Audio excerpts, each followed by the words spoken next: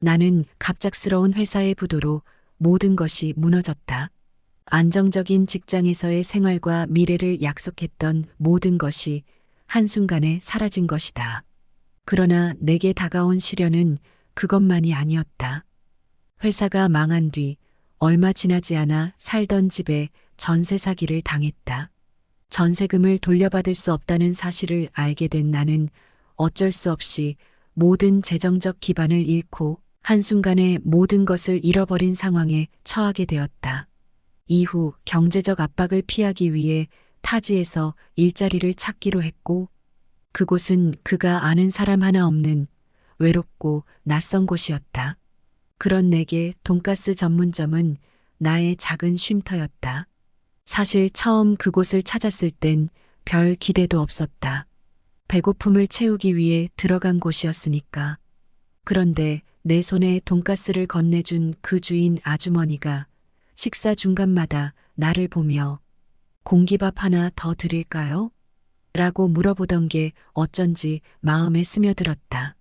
매일같이 고된 현장 일을 마치고 기진맥진한 상태로 온 나를 공기밥 하나로 위로해주는 것 같았달까?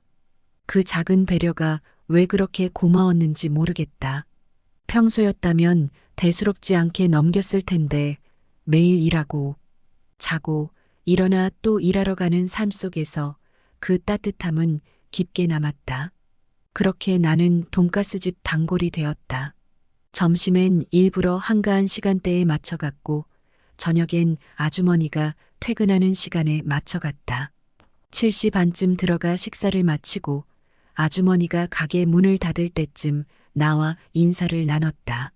얼굴 도장을 찍듯 안녕히 가세요라는 말을 주고받는 짧은 순간이 즐거워지기 시작했다.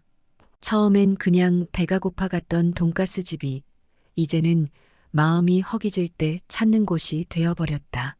그리고 나도 모르게 아주머니의 사소한 행동 하나하나가 신경 쓰이기 시작했다. 그녀의 미소, 손짓, 목소리, 밥집 주인과 손님의 관계라기엔 나 혼자만의 상상이 조금씩 커지고 있었다. 돈가스를 들고 주방에서 나오던 그녀의 모습이 자꾸 눈에 밟혔다. 어쩌면 내가 이곳에 간 이유는 맛있는 돈가스 때문이 아니라 그녀 때문이었을지도 모른다. 어느 날 돈가스의 깍두기를 열심히 먹고 있던 나를 보며 주인 아주머니가 뜬금없이 물었다. 총각, 키가 얼마야? 저요? 185 정도 되는데요. 그러자 그녀는 깜짝 놀라며 웃음 섞인 목소리로 말했다. 어머, 이렇게 키 큰 사람 옆에 있어 본 적 처음이야. 그런데 키 크면 다른 데도 크다던데 정말이야? 주방 아주머니까지 나를 흥미롭게 쳐다보는 상황에 잠깐 멈칫했지만 곧 장난스럽게 받아쳤다. 저요? 손도 엄청 큰데요. 다른 데는 비밀이에요. 그 말을 들은 두 사람은 깔깔깔 웃음을 터뜨렸다. 돈가스 집안이 마치 작은 코미디 클럽이라도 된 듯 주방 아주머니와 주인 아주머니의 웃음소리가 한동안 멈추지 않았다. 그날 이후로 나는 돈가스 청년에서 키 큰 총각으로 승격됐다. 주방 아주머니는 날 볼 때마다 키 큰 총각, 오늘은 깍두기 많이 줄까? 라며 장난을 쳤고 주인 아주머니는 키 큰 총각 오셨네 하며 환하게 맞아줬다.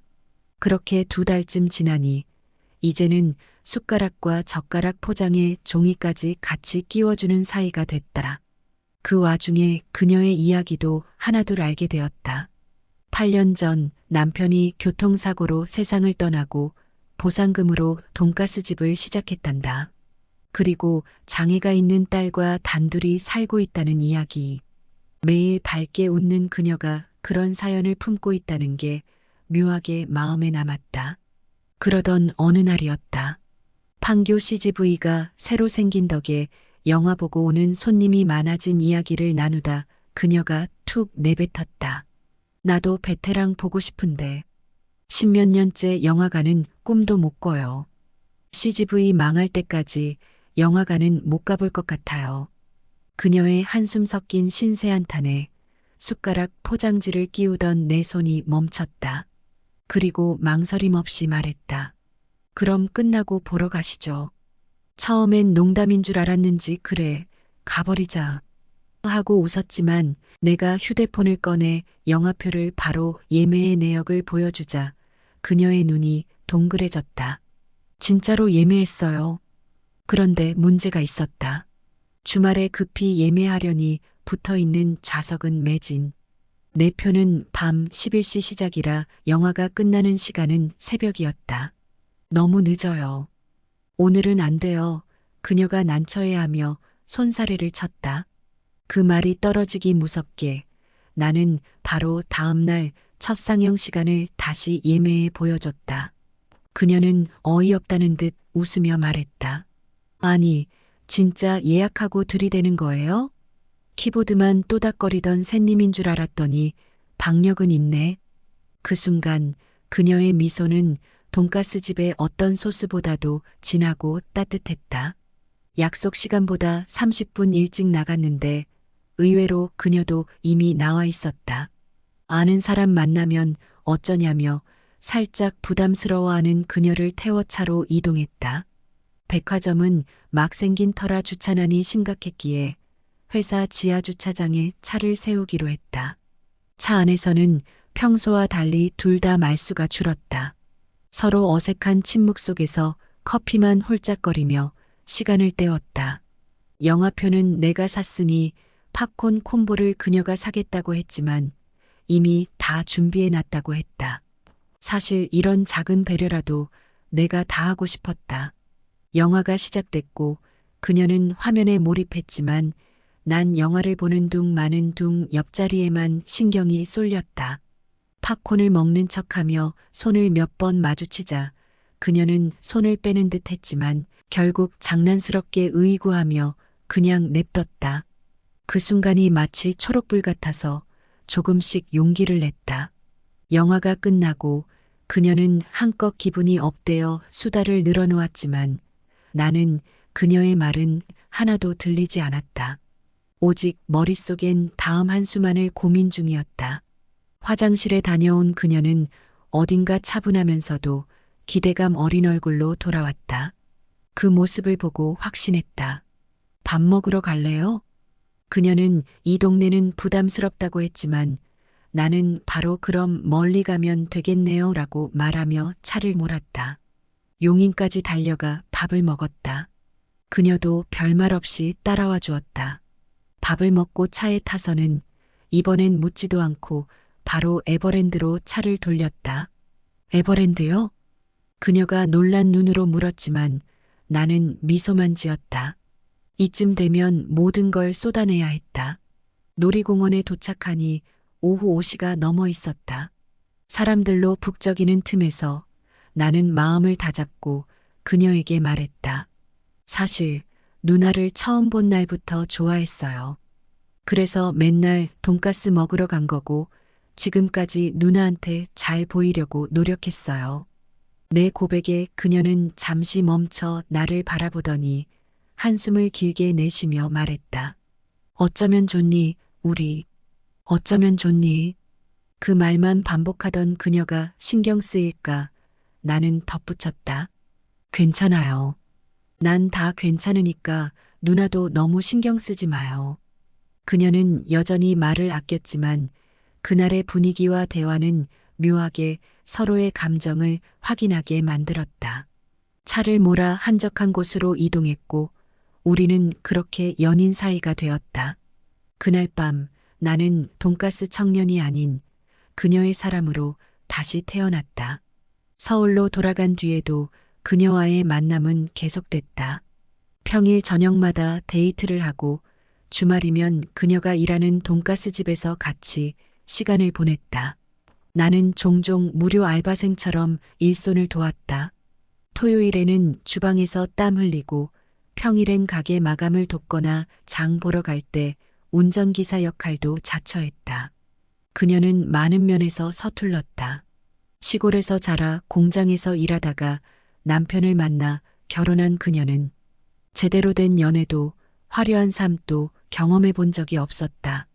호텔이나 비행기 같은 건 나와 함께 처음 접했으니 모든 것이 신세계였다. 내가 무언가를 해주면 그녀는 어린아이처럼 신기해하며 즐거워했고 그 반응에 나도 덩달아 즐거웠다. 그녀를 꾸미는 일도 자연스레 내 몫이 됐다. 옷, 신발, 액세서리까지 내 취향대로 골랐다. 머리는 옅은 갈색으로 염색시키고 손가락엔 결혼 반지 대신 커플링을 끼웠다. 옷도 나이보다 훨씬 어려 보이는 스타일로 입혔다.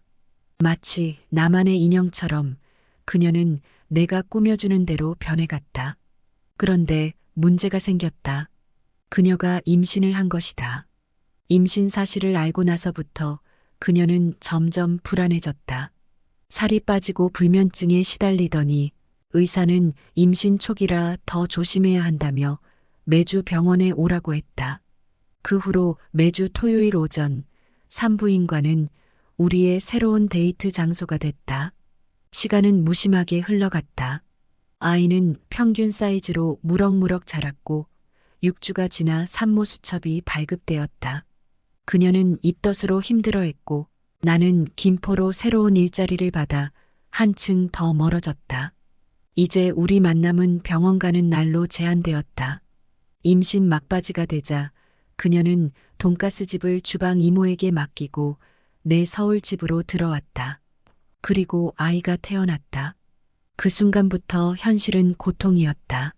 밤낮 없이 우는 아이에 잠도 못 자고 그녀는 울고 나는 짜증을 냈다. 그렇게 지친 날들이 이어졌다. 그러던 어느 날 돈가스집 소득세 문제로 주방 이모를 만나 술 한잔을 했다.